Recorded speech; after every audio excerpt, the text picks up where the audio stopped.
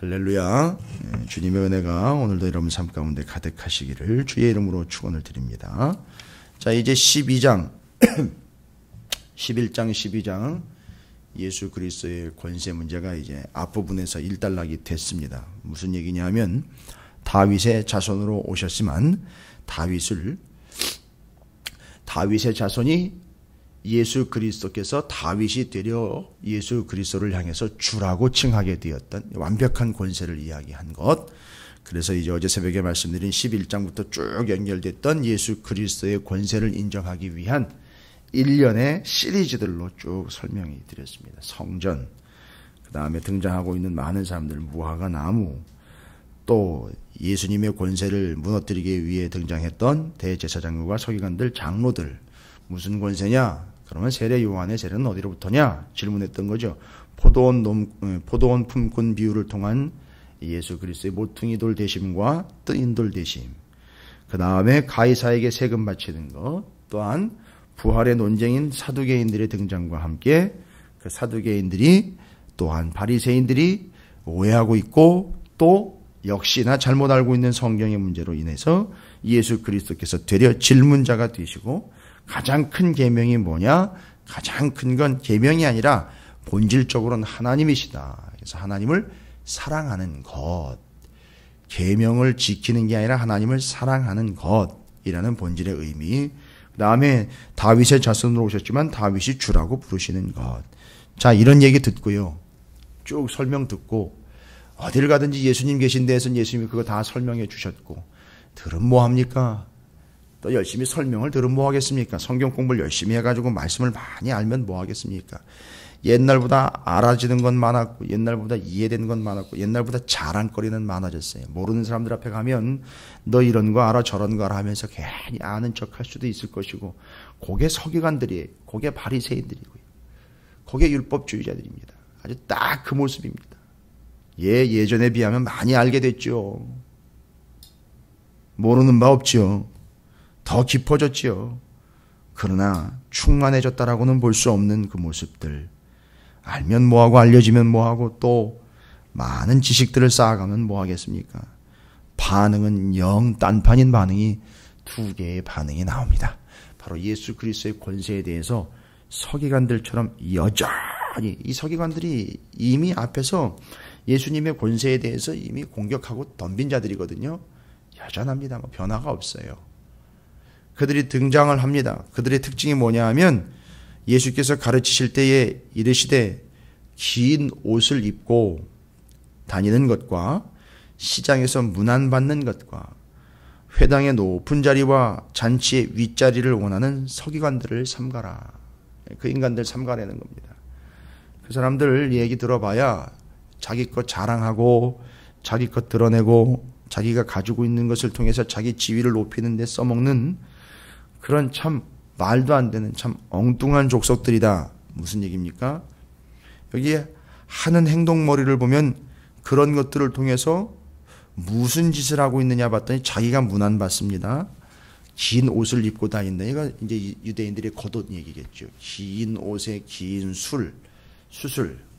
그 다음에는요, 자기가 앉아서 문안을 받습니다. 회당의 높은 자리에 앉습니다. 잔치 자리의 윗자리를 원해서 그 자리를 차고 꿰어 앉습니다. 이 뭐냐? 자신이 권세자가 되려고 하는 겁니다. 자신이 권위자가 되려고 하는 거죠. 모든 권세는 하나님으로부터 왔고 그 권세의 최종적 완결점은 예수 그리스도거든요. 그런데 그런 것들 아랑곳하지 않고 자기 스스로가 그 권세와 권위자로서 쓰려고 하는 권세를 자기 것으로 자기가 챙겨서 자기가 그런 위치를 확보하려고 하는 바로 이런 부류들을 뭐라고 이야기하냐면 권위주의라고 하는 겁니다. 권위주의. 여러분, 권위는 제가 몇 번 말씀드렸어요. 권위는 반드시 지켜져야 돼요. 나라의 대통령 권위, 가정의 부모 권위, 학교의 선생님 권위, 교회의 목회자의 권위는 반드시 세워져야 됩니다. 그러나 권위주의는 안 되는 거예요. 근데 이거는 어느 누구든지 이 권위주의의 노예가 돼가지고 뭐 아랑곳하지 않습니다. 자기 자신이 마치 그 공동체나 그 관계에 있어서 갑인 양, 주도권을 쥐고 있는 양 서스름없이 얘기를 해버려요. 이게 바리새인들이나 사두개인들이나 서기관들이 공통적으로 가지고 있었던 그 자리 싸움으로 아주 피 튀겼던 그 당시 예수님 당시의 모습이지 않습니까? 그래서 그 세력 싸움에서 밀려가지고 바리새인들은 회당 쪽으로 내려가고 그 권세와 권위를 붙잡고 돈과 함께 맞물려 로마의 군인들까지도 좌지우지할 수 있는 정치 권력을 가진 이들이 성전에 들어가 제사장 세력이 된 거고요.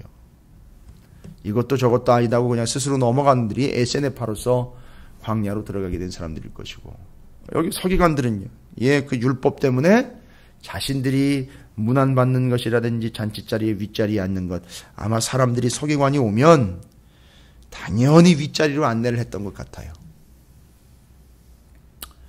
오늘날도 이런 거 제공받고 인정받는 거 참 좋은 일이죠.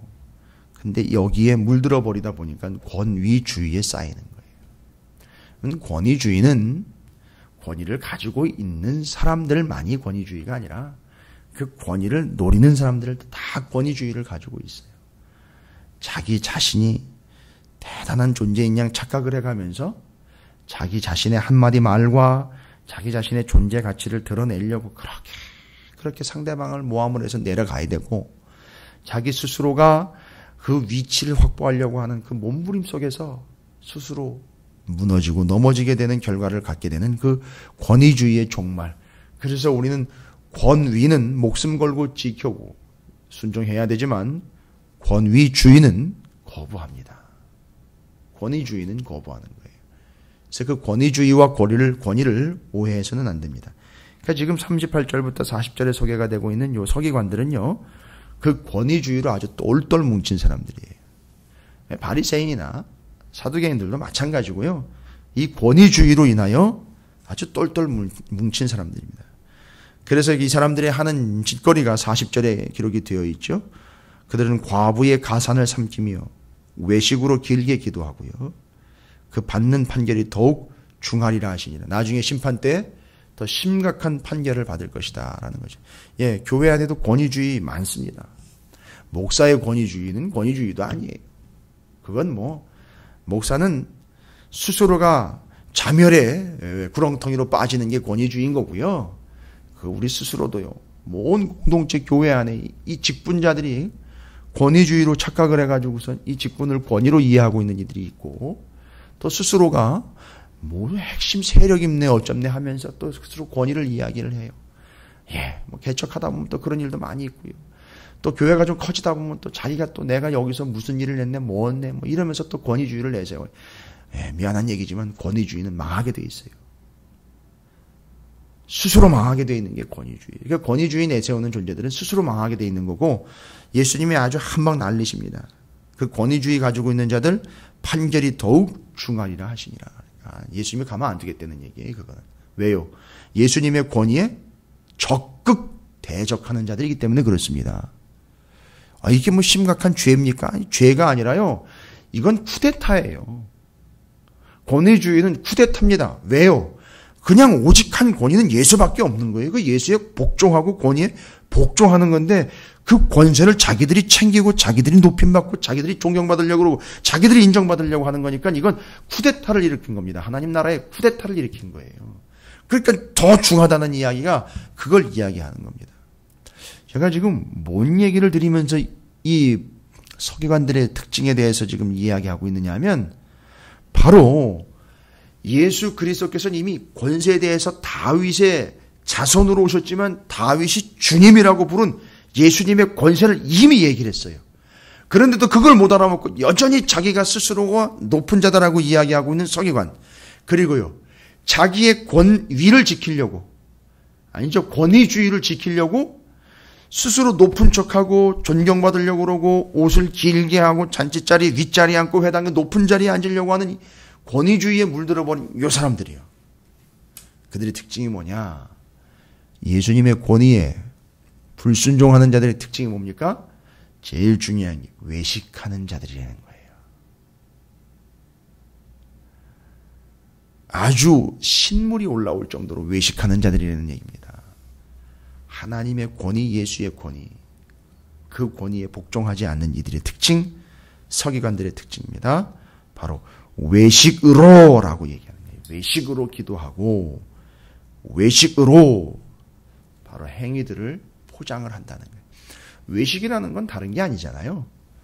이 사람하고 하는 얘기하고 이 사람하고 하는 얘기하고 달라요.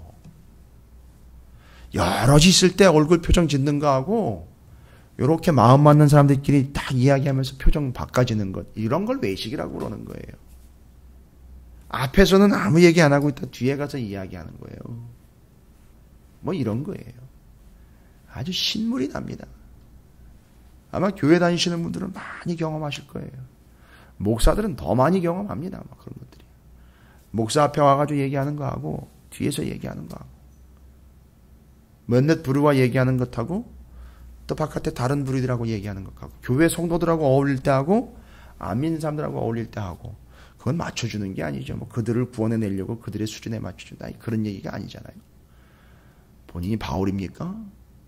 예, 바울과 같은 열정을 가지고 있다면 적극 응원합니다만 그걸 이야기하는 게 아니죠. 외식이라는 걸 설명드리는 거예요. 외식이라는 걸요. 예, 예수의 권세, 하나님의 권세를 인정하지 않는 자들의 대표적인 특징, 외식한다는 거예요. 왕 앞에서는 간신배의 노릇을 하는 거죠. 그러나 밖에 나가서는요, 쿠데타를 도모한다 이런 얘기예요. 그게 외식의 특징이에요. 그게 외식의 본질입니다. 자, 겉과 속이 다르고 말하는 것과 행동하는 것이 다르고 이 사람과 저 사람에게 대하는 게 틀리고 아랫사람과 윗사람에게 대하는 게 틀려요. 자기가 조금 힘이 있다 생각하니까 힘 있는 자들 앞에는 끝없이 무릎 꿇습니다. 그러나 약한 자들 앞에서는 끝없이 굴림합니다. 외식하는 자들의 특징이에요. 그들을 비난하거나 비판하려고 지금 본문을 연구하고 있는 게 아닙니다. 그들의 왜 그런 성향이 나타나게 되느냐? 예수 그리스도 하나님 아버지의 권세에 복종하지 않는 자들의 특징을 한마디로 꼬집어가지고 이야기하고 있는 거예요. 외식하는 자들이 연극하는 거예요. 연기하는 겁니다. 원래 외식이라는 말이 헬라어 원어로 연극하다라는 뜻이에요. 극장이다라는 뜻을 가지고 있어요. 극장에서 연극하다라는 거예요. 신앙생활을 연극하는 거지요. 외식하는 자들의 특징입니다. 그 다음에 이제 그들이 하는 행동머리들 중에 가난한 과부의 가산을 삼켜버린다라는 얘기가 나와 있어요. 재미있는 거는 그 과부의 가산을 삼켜버린다. 이 약한 자들 앞에 굴림해가지고 그들에게 갑질해야 되는 거예요. 요즘에 계속 뉴스에 나오고 있는데 돈 좀 있다고, 집이 좀 있다고, 뭔 기업 하나 큰 거 운영하는 게 그게 뭔 대수라고. 경비원이며 거기서 일하는 일용직들을 이렇게 함부로 대하는지 엉망진창이더라고요, 보니까. 예. 예수를 믿고 안 믿고의 문제를 떠나서 심지어는요, 예수를 믿는다 하는 이들조차도 그렇게 앞과 뒤가 다르고 대하는 자세가 완전히 달라버린 이 외식하는 모습들, 마치 연기자들이 연기하고는 가면을 벗고 나면 다른 모습으로 돌아가 버리는 것 같은 그런 특징. 왜입니까? 권세를 인정하지 않는 자들의 특징이라는 거죠. 그런데 과부의 가산을 삼킨다, 연약한 자들의 것을 빼앗는다 하는데 바로 41절에 그 과부 이야기가 나와요, 실제로. 왜일까요? 그들과는 달리 이런 얘기예요. 그런 권위주의자들과는 달리 가난한 과부 이야기, 그들이 삼켜버리는 과부는 어떠냐라는 걸 뒤에서 반대로 충격요법으로 지금 제시를 하고 있는 겁니다. 예수님이 41절입니다. 예, 저는 이 말씀이 너무너무 와닿아요. 예배 때마다, 기도 때마다. 지금 우리가 뭐 많은 인원이 모여있는 건 아니지만 요 시간에도요. 뭐 요 시간뿐이겠습니까? 여기뿐이겠습니까? 우리 모두의 삶의 자리에서든지요. 이렇게 예수님은 우리 곁에서 이런 모습으로 앉아 계실 것 같아요. 예수께서 헌금함을 대하여 앉으사 무리가 어떻게 헌금함에 돈 넣는가를 보실세. 여러 부자는 많이 넣는데, 그러니까 예수님이 돈 내는 거 본다는 게 아니라 우리가 어떻게 하는지를 늘 보신다는 측면으로 이야기하는 거예요. 기도하는 거 보실 것이고요, 예배하는 거 보실 것이고, 헌신하는 거 보실 거고, 교회 오는 거 볼 거고, 집에서 어떻게 하는 것이 보시고 앉아가지고요. 재미있는 건요, 아니 중요하다라고 말씀드립니다. 얼마나 헌금함에 돈 넣는가를 보실세. 아니에요. 어떻게 헌금함에 돈 넣는가를 보실세. 여러분이 가난한 과부가 뒤에 나오죠? 어떻게 헌금함에 돈을 넣었을까요? 당당하게 넣지는 않았을 거예요. 왜요? 다른 부자들은요, 눈에 띄게 보기만 해도 알 수 있을 정도로 여러 부자는 많이 넣는데 라는 게 분명히 나와 있고요. 한 가난한 과부는 와서 2렙돈입니다. 2렙돈이에요. 한 고드란트를 넣는지라. 예수께서 제자들을 불러다가 이래. 이걸 보신 거예요, 예수님이. 아니, 어쩔 수 없이 어쩌다가 본 게 아니에요. 의도적으로 보고 계신 거예요. 어떻게 하는가 보고. 여러분, 예수님은요, 얼마나 이거 보시는 게 아니에요. 어떻게 하는가를 보시는 거예요. 이거 보시는 거죠. 그런데 와가지고 그거 넣는 거 보시고 제자들한테 분명히 얘기합니다. 이건 얘기해야 되는 거죠. 내가 진실로 너 얘기하노니 이 가난한 과부는 헌금함에 넣는 모든 사람보다 많이 넣었도다 라고 이야기를 했어요. 그리고 그에 대한 해석이에요. 그들은 다 풍족한 중에 넣었거니와 이 과부는 그 가난한 중에 자기의 모든 소유 곧 생활비 전부를 넣었느니라 하시니라. 가난한 중에 생활비 전부를 넣었다. 이 얘기는 뭔 얘기냐면 그 앞에요. 서기관들과는 완전히 다른 모습이죠. 여유 있고 권세 있고 풍족한 중에 자기의 권세를 챙기죠. 어떻게 해요? 봐봐 하면서 어떻게 해요? 내가 이렇게 해, 나 이 정도 해 하면서 넣었다는 얘기예요. 그게 그걸 이야기하는 거고, 그와는 달리 오히려 그들이 그렇게 못 살게 굴 뿐만 아니라 오히려 그들의 것을 뺏어가 피해를 받고 있는 대상들이, 주눅들어 살고 있는 가난한 과부는 오히려 어떻게 합니까? 나 이렇게 해가 아니라 누가 볼까봐, 심지어 들킬까봐 조용히 넣었는데 창피해서가 아니라 자기의 전부를 드릴 수밖에 없지만, 전부를 드렸다 하지만 그것이 누가 봤을 때에는 작은 것이기에, 그러나 자신은 전부를 드린 것이기에 드러내려고 함이 아닌 그냥 자신을 드리는 것으로 조용히 넣어서 드립니다. 이 서기관과 이 가난한 과부는 분명히 대조하기 위해 여기 기록이 된 거예요. 하나는 권위주의를 내세우며 외식하는 자로서 예수님의 권세를 불복종하는 자로서 드러난 거고요. 한 가난한 과부는 적은 금액이지만 누가 봐도 적은 거예요. 그래서 그걸 가렸습니다만, 그러나 가난한 중에 자기의 모든 소유인 생활비 전부를 드렸다라는 것은 주님의 권세를 전적으로 인정하면서 들었다는 사실입니다. 이게 차이인 거예요. 그 권세를 인정하느냐 인정하지 않느냐로 서기관과 가난한 과부를 비교하고 있는 겁니다. 요겁니다. 그래서 제가 어제도 잠깐 얘기 드렸지만, 나의 많은 양은 아니지만 전부를 드려보신 경험이 있느냐. 이건 금액만 얘기하는 게 아니라 시간, 헌신, 정도, 또 우리의 삶의 상황에서 드릴 수 있는 모든 것들에 대하여 한번 적용해 보시기 바랍니다. 전부를 드려보냐. 이건 바로 그 권세를 정확하게 인정할 수 있는 좋은 기회가 된다는 사실을 잊지 마시고, 저도 한번 이렇게 경험해 보니까 맞습니다. 그건 주님의 전적인 권세를 인정하는 게 맞아요. 여러분에게 이 가난한 과부의 그 2렙돈 한 고드란트인 생활비 전부라고 말합니다. 그걸 드렸을 때 이걸 받으실 주님이, 하나님 받으실 하나님이 나에겐 생활의 전부입니다라고 이야기하는 거잖아요. 요게 내 생활의 전부입니다. 아니, 하나님이 이걸 받으시는 하나님이 내 생활의 전부입니다라고 권세를 인정하는 그를 하나님은 책임져 주실 거라는 사실, 여러분이 사실을 믿으시면서 시간이 됐든 건강이 됐든 여러분이 가지고 있는 작은 것 하나라도 전부를 드려보심으로 그 권세를 인정하는, 그래서 하나님의 권세 아래서 책임지고 여러분을 책임져 주시는 은혜를 누리게 되는 여러분의 삶이 되시기를 주님의 이름으로 축원을 드립니다.